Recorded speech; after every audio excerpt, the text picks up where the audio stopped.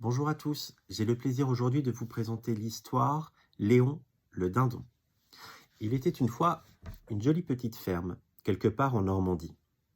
Germaine et son chat Croquette y vivaient en bonne harmonie. Dans l'enclos, un locataire bien solitaire, Léon le dindon. À proximité de la bâtisse, au milieu des champs, cohabitaient trois amis fidèles.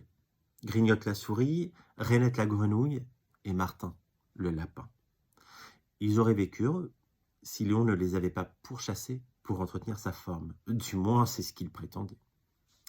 Mais comment faisait-il pour sortir de l'enclos? Il sautait par-dessus la barrière? Non, Léon n'était pas un kangourou. Il creusait une galerie sous terre? Non, Léon n'était pas une taupe. Alors il volait dans les airs? Non, Léon n'était pas un oiseau non plus.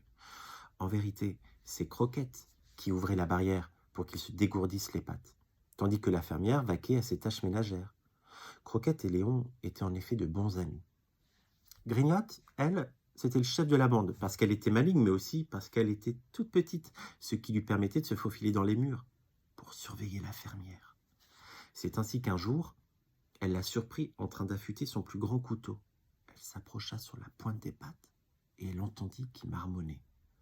Mon dindon est à présent bien dodu, et comme il ne va plus grossir davantage, il est temps que je le mange. En plus, il coûte cher en grains. Dimanche sera jour de fête. Et elle fit un geste sans équivoque, qui ne laissait aucun doute sur la fin tragique du gallinacé. Horrifié, Grignotte courut à la rivière, où ses amis se baignaient. En effet, il faisait une chaleur étouffante ce jour-là en Normandie. Une fois n'est pas coutume. Elle les interpella vivement. « S'il vous plaît, une minute de votre attention, Germaine va manger Léon !»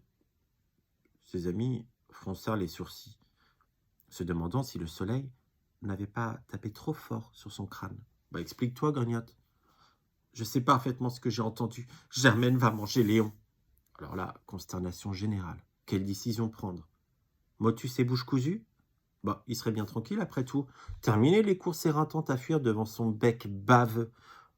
Mais il était tout aussi vrai que si Léon trépassait, il s'ennuierait ferme, car il était si grassouillé que jamais il ne les aurait attrapés.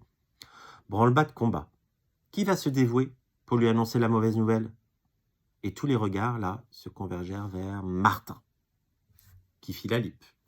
Mais Grignotte le rassura. « Sois sans crainte, Martin, un dindon n'a jamais gobé de lapin, ça se saurait. » Martin eut alors une idée.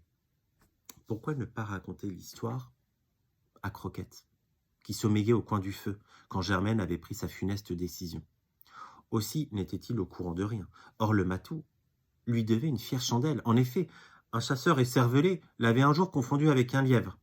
Martin avait alors détourné son attention en détalant sous son nez, permettant à Croquette de se réfugier à la cime d'un arbre.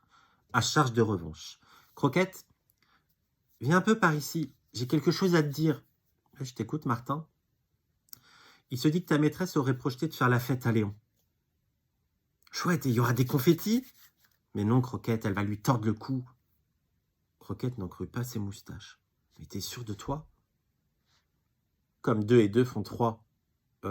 Comme tu le vois en arithmétique, Martin n'est pas très doué. Dans ce cas, je vais déverrouiller la porte de son enclos pour qu'il se sauve. » Et c'est ainsi qu'à la nuit tombée, Grignotte la souris, Rainette la grenouille et Martin le lapin, la bouche arrondie de stupeur, virent un gros dindon d'étaler dans les champs. Il était plus rapide qu'un avion à réaction. « Ohé, les amis !» Les amis, Léon avait la mémoire courte. « Est-ce qu'il reste une petite place pour moi dans votre bande ?»« Léon, » répondit Grignotte, abasourdi, « tu cours bien vite tout d'un coup. » Penaud, Léon rétorqua. « Mais je n'ai jamais eu l'intention de vous becqueter. Je me serais bien trop ennuyé sans vous. » Ah voilà qui change tout.